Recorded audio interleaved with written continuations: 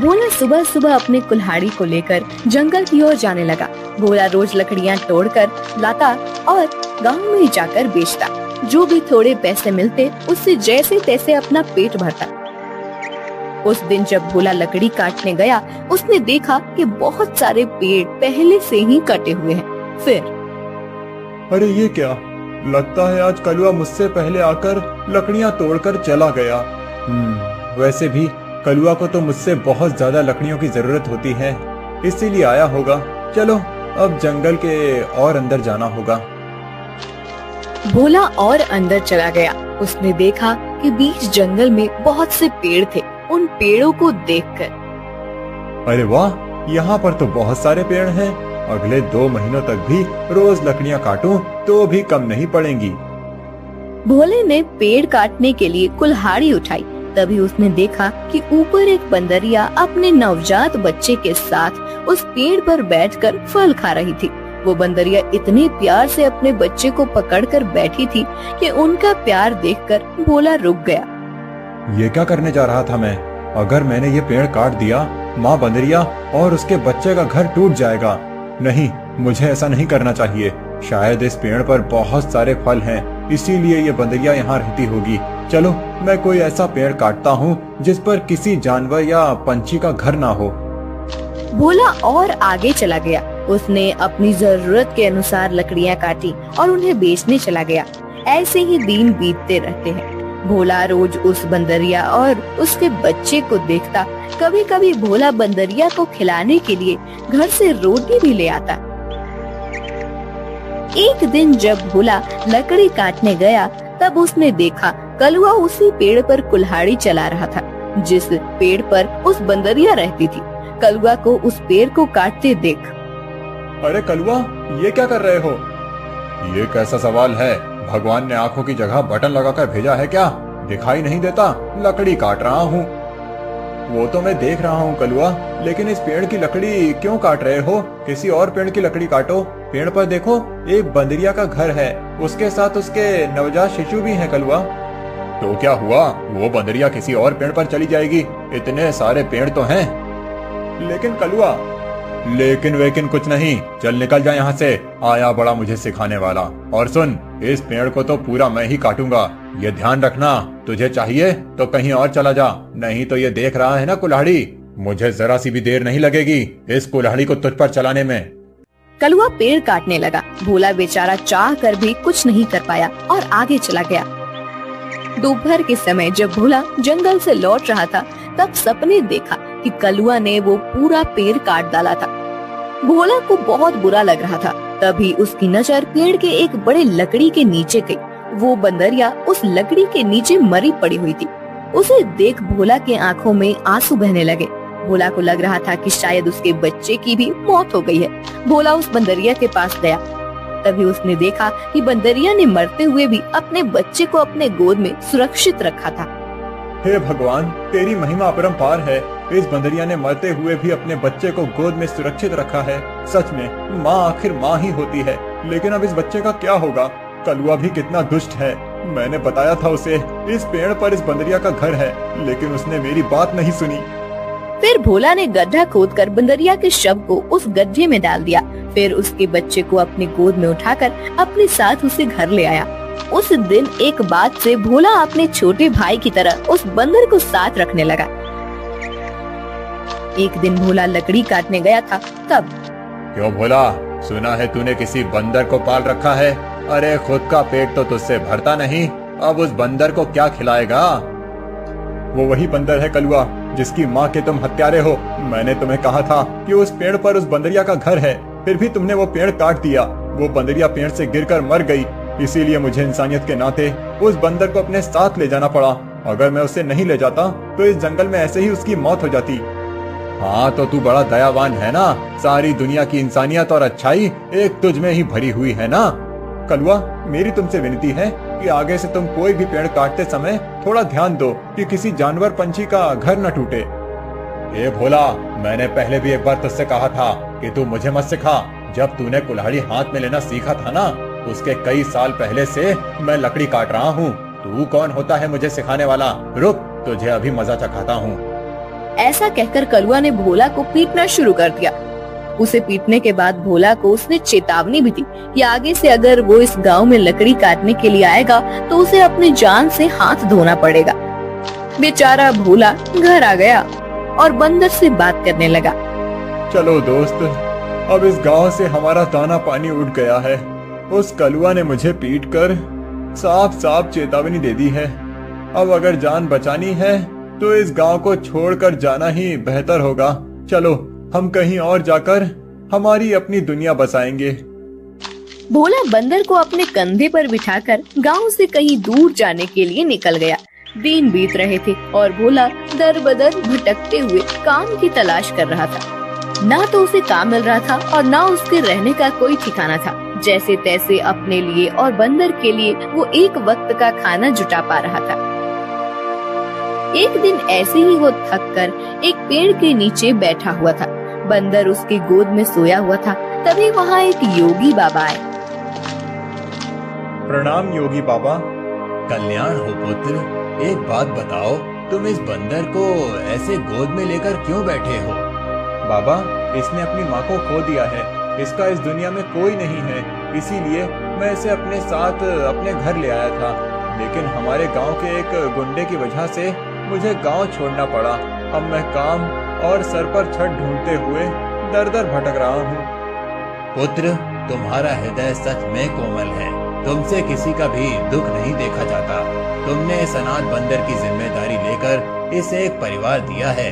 तुम अगर चाहो तो मेरे साथ मेरे आश्रम में रह सकते हो। मेरे आश्रम में मेरे कुछ शिष्य रहते हैं और कई बार कितने साधु भी आते हैं। उनके भोजन और रहने की व्यवस्था की जिम्मेदारी अगर तुम उठाओ तो मुझे बहुत आनंद होगा।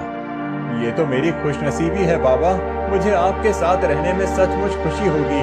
लेकिन बाबा, मेरा ये बंदर भी मेरे साथ आएगा। मैं इसे कहीं नहीं छोड़ सकता। हाँ पुत्र, तुम इसके साथ आ सकते हो। भोला बाबा के साथ उनके आश्रम चला गया।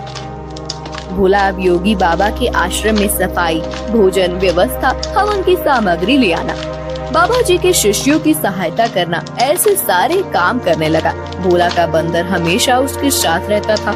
योगी बाबा भोला का काम और उसकी काम के प्रति निष्ठा देखकर खुश थे। बाबा हमेशा अपने बाकी शिष्य और साधुओं से भोला की तारीफ करते थे। बाबा जी का एक शिष्य था मानिक, जो भोला की तारीफ से बहुत जलता था। उसे लगता था कि भोला तो एक साधारण लड़का है, फिर भी बाबा जी उसकी बड़ी तारीफ करते हैं। जबकि मैं इतनी पढ़ाई करता हूँ, वेद पाठ करता हूँ, फिर भी बाबा जी को मेरी कोई अहमियत नहीं है। एक दिन, माड़ी भैया, ये लीजिए, आपके लिए ये ताजे फल लेकर आया हूँ। भोला, आजकल तुम ज्यादा आलसी हो चुके हो। तुम्हें ज्यादा खाना ना पकाना पड़े, इसीलिए तुम ये फल लेकर आते हो। ऐसी बात नहीं है भैया, वो बाबूजी ने आज सबको फलहार करने को कहा है, इसीलिए मैं फल लेकर आया था। भोला बात कर ही रहा था कि तभी उसका दोस्त बंदर आया और उसने मानिक के फल खा लिए। अरे अरे, ये क्या? अरे संभालो तुम्हारे इस बंदर को। पूरे आश्रम को सर पर उठाकर रखा है। ये बंदर मेरे फल खा गया। भोला, अभी के अभी इस बंदर को भगाओ इस आश्रम से, नहीं तो मैं योगी बाबा से इसकी शिकायत करूंगा। मानिक भैया, मैं आपसे माफी मांगता हूँ और आपके लिए और फल लेकर आता हूँ, लेकिन मेरे इस भाई को मैं अपने से अलग नहीं कर सकता। मानिक को भोला पर बहुत गुस्सा आया। उसने योगी बाबा से भोला की शिकायत की, लेकिन बाबा जी ने भोला का पक्ष लेकर मानिक को ही सुना दिया और ध्यान मग्न हो गए। आज तो हद हो गई। इसकी वजह से गुरुजी ने मुझे डांटा। इसका कुछ करना ही पड़ेगा, लेकिन इस तरह कि मेरा नाम कहीं न जाए और इसकी छुट्टी हो जाए। कुछ दिन के बाद योगी बाबा को उस गांव के राजा ने अपने राजमहल में आने का आमंत्रण दिया। योगी बाबा अपने शिष्यों के साथ भोला को लेकर राजमहल चले गए। राजा ने उनकी बड़ी आओ भगत की। 2 दिन राजमहल में रहने के बाद सब आश्रम लौट गए। फिर 2 दिन के बाद राजा अपने कुछ दास और प्रधान के साथ आश्रम आए। क्षमा करें बाबूजी, यहाँ आकर आपको कष्ट दे रहा हूँ, लेकिन बात ही ऐसी है कि मुझे स्वयं आपकी भेंट लेने आना पड़ा। कोई बात नहीं, आपके आने का कारण बताइए। समझ नहीं आ रहा कैसे कहूँ बाबूजी। 2 दिनों से हमारी महारानी का नवलखा हार कहीं गुम हो गया है। समझ नहीं आ रहा कि कहाँ गायब हो गया। साफ साफ बताइए कि आप क्या कहना चाहते हैं। क्या हमारे जाने के बाद से वो हार गुम हुआ है? सच कहूँ तो हाँ। मतलब हम में से किसी ने वो हार चुराया है, ऐसा कहना है आपका? नहीं बाबूजी, मैं आप पर शक करने का पाप नहीं कर सकता, लेकिन महारानी की वजह से मुझे यहाँ पर आना पड़ा। महाराज, आपके यहाँ आने की वजह से मुझे कोई आपत्ति नहीं हुई, लेकिन मैं अपने सारे शिष्यों को अच्छे से जानता हूँ। मेरे शिष्यों में से कोई भी चोरी जैसा पाप नहीं कर सकता। फिर भी अगर आपको तसल्ली ना हो तो आप सबकी तलाश ले सकते हैं। राजा के साथ आए हुए दासों ने सबकी तलाशी ली। तब उन्हें भोला की झोली में वो 9 लखा हार छुपाया हुआ मिला। वो भोला को पकड़कर ले गए। छोड़ो मुझे, मैंने कुछ नहीं किया है। बाबूजी, मैं सच कह रहा हूँ, मैंने चोरी नहीं की। भोला, तुमने चोरी की है? मैं सोच भी नहीं सकता था कि तुम इतनी गिरी हुई हरकत कर सकते हो। नहीं नहीं मालिक भैया, मैं सच कह रहा हूँ, मैंने कुछ नहीं किया। मैंने उस हार को देखा भी नहीं था। बाबूजी, ये लड़का रंगे हाथों पकड़ा गया है। अब मैं कुछ नहीं कर सकता। मुझे इसे सजा दिलाने के लिए महल लेकर जाना होगा। बाबूजी, मुझे बचा लीजिए, मैंने सच में कुछ नहीं किया। आप मुझे जानते हैं, मैं चोरी के बारे में सोच भी नहीं सकता। बुरे से बुरे वक्त में भी मैंने चोरी नहीं की, तो अब क्या करूँगा? मेरा विश्वास कीजिए। राजा के दास भोला को ले जाने लगे। तभी उनके पीछे से आवाज आई, रुकिए, मेरे भाई ने चोरी नहीं की है। सबने पीछे मुड़कर देखा। भोला का बंदर पीछे खड़ा होकर बोल रहा था, महाराज, मेरे भाई ने चोरी नहीं की है। ये हार किसी ने जानबूझकर उसके झोले में डाला है। ये क्या, एक बोलने वाला बंदर? हाँ, मैं एक बोलने वाला बंदर हूँ। मेरे बचपन से लेकर भाई मुझसे बात करते आए हैं। ये रोज मुझसे ढेर सारी बातें करते हैं। उन्हें बोलते हुए देख और उनकी बातें सुनकर ही मैंने बोलना सीखा है। मैं दावे के साथ कह सकता हूँ, मेरे भाई ने चोरी नहीं की है। अच्छा, तो तुम दावे के साथ कह रहे हो, तो तुम्हें ये भी पता होगा कि ये हार जानबूझकर इसकी झोली में किसने डाला? हाँ, मुझे पता है। इस माड़िक ने मेरे भाई के झोले में वो हार डाल दिया था। क्या तुम सच बोल रहे हो? नहीं नहीं बाबूजी, ये झूठ बोल रहा है। मैंने सच में चोरी नहीं की है। तुम्हारी लड़खड़ाती हुई जुबान ने सब सच कह दिया है माड़िक। मैं कभी सोच ही नहीं सकता था कि तुम ऐसा करोगे। सच सच बताओ, तुमने चोरी क्यों की? और उसका इल्जाम बेचारे भोला पर डालकर क्या करना चाहते थे तुम? मानिक ने अपनी जलन के बारे में सब सच सच बाबा जी को बता दिया। महारानी के हार की चोरी के जुर्म में मानिक को पकड़ लिया गया। फिर भोला, तुम्हारा यह बंदर सच में बड़े काम का है। ये हमारे राज्य की बड़ी मदद कर सकता है। मैं चाहता हूँ कि तुम इसके साथ हमारे राज्य के गुप्तचर बन जाओ और हमारे शत्रुओं की गतिविधियों पर नजर रखो। इस बंदर पर किसी को शक नहीं होगा और तुम आसानी से सब पर नजर रख पाओगे। इस काम के बदले में तुम्हें बहुत धन दिया जाएगा। राजा जी की बात भोला को सही लगी। योगी जी ने उसमें हामी भरी। भोला अब राज्य का पहला ऐसा गुप्तचर बन गया जिसका साथी एक बंदर था।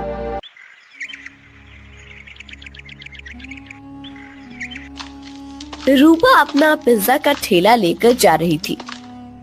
ले लो, गरम पिज्जा ले लो, वेज पिज्जा, चीज पिज्जा ले लो। बहुत दिनों से रूपा का पिज्जा का धंधा कुछ ठीक से नहीं चल रहा था। ग्राहक उसके ठेले के पास से गुजरते थे, लेकिन पिज्जा खरीदने के लिए नहीं रुकते थे। तभी वहाँ रूपा के पिता की उम्र का किशोरी लाल आया। किशोरी लाल सीटी बजाते हुए, अरे वाह, आज तो लगता है मेरी नसीब बहुत जोरों पर है। सुबह सुबह चिकनी चमेली के दर्शन हो गए। मेरा रास्ता छोड़िए। अरे रास्ता छोड़े मेरे दुश्मन। हम दोनों के तो रास्ते जल्दी ही एक होने वाले हैं और तुम बोल रही हो कि रास्ता छोड़ दो। ये ठीक नहीं है डार्लिंग। अच्छा, तुम्हें डार्लिंग कहूंगा तो चलेगा ना? वो क्या है ना, मैंने सुना है कि आजकल की लड़कियां को डार्लिंग, जानू, बच्चा ऐसे सब सुनना अच्छा लगता है। तुम बताओ मैं तुम्हें क्या कहकर पुकारूं? कोई जरूरत नहीं है मुझे किसी भी नाम से पुकारने की, जाने दीजिए मुझे। रूपा रास्ता बदलकर जाने लगी। तभी किशोरी लाल ने रूपा का हाथ पकड़ लिया। छोड़ो मेरा हाथ, छोड़ो। अपनी बेटी की उम्र की लड़की का हाथ पकड़ने में शर्म नहीं आती तुम्हें किशोरी लाल? किशोरी लाल नहीं, सुनिए जी कहकर बुलाओ मुझे। और मुझे शर्माने की जरूरत नहीं है। शादी होने वाली है हमारी। तुम्हारे उस जुआरी बाप ने मुझसे कर्जा लिया था, कर्जा नहीं चुका पाया, इसलिए अपना घर उसने मेरे नाम पर दिया। ये तो मेरी रहमत समझो कि मैंने तुम लोगों को घर से बाहर नहीं निकाला। ये करके भी वो रुका नहीं, फिर से जुआ खेलने के लिए मुझसे पैसे लिए और कहा कि अगर पैसे नहीं चुका पाया तो मेरी बेटी से शादी कर लेना। अब एक तो तुम्हारे बाप को कहो कि मेरे पैसे लौटाए, नहीं तो तुम मुझसे शादी करने के लिए तैयार हो जाओ। हाँ। रूपा मायूस होकर घर चली आई। उसने अपनी माँ भारती को रोते हुए सब बात बता दी। तभी रूपा के पिता, अरे सही तो कह रहे थे सेठ, तुम्हारे तो नसीब खुल गए हैं कि इतने अमीर आदमी से तुम्हारी शादी होगी। नहीं बापू, मैं इतने बड़े आदमी से शादी नहीं करूंगी, चाहे कुछ भी हो जाए। और माँ, आज के बाद मैं नहीं जाऊंगी पिज्जा का ठेला लेकर। रूपा अंदर जाकर रोने लगी। अगले दिन से भारती पिज्जा बेचने जाने लगी। कुछ दिन हो गए, लेकिन फिर भी जितनी जरूरत थी उतना धंधा नहीं हो रहा था। भारती बहुत परेशान हो गई थी। दिन भर पूरे गांव में घूमने के बाद रात को भारती घर जा रही थी। वो एक जगह पर बैठ गई।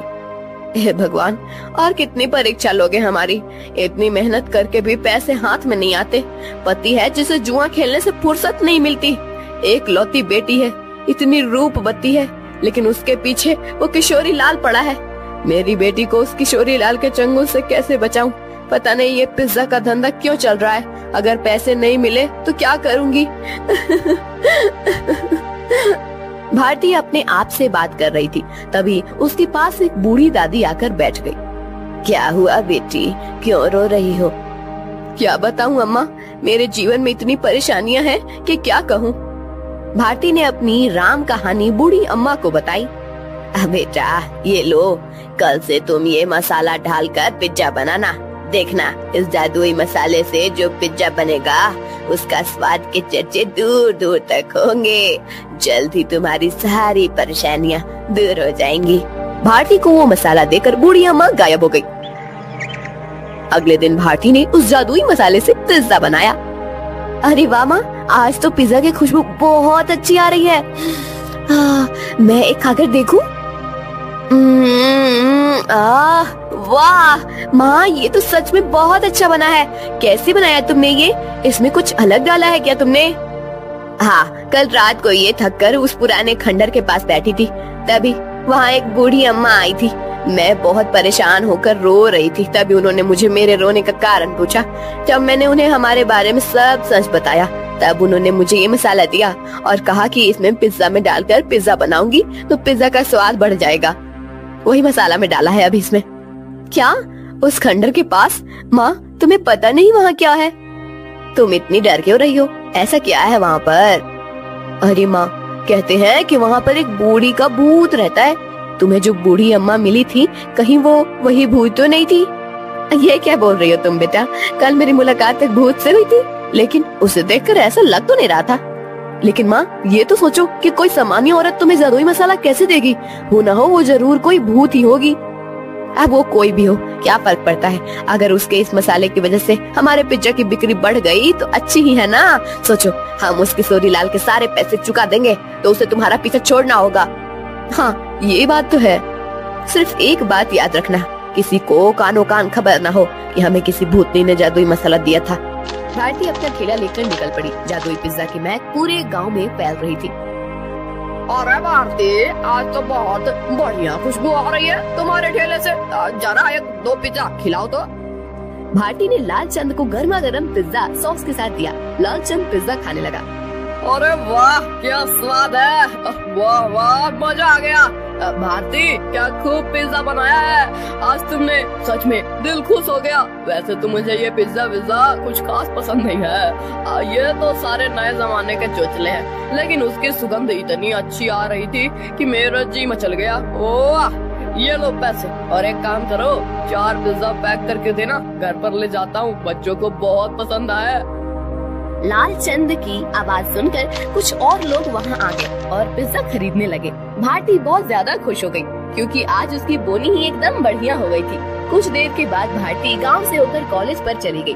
कॉलेज के बहुत सारे बच्चों ने पिज्जा खरीदा।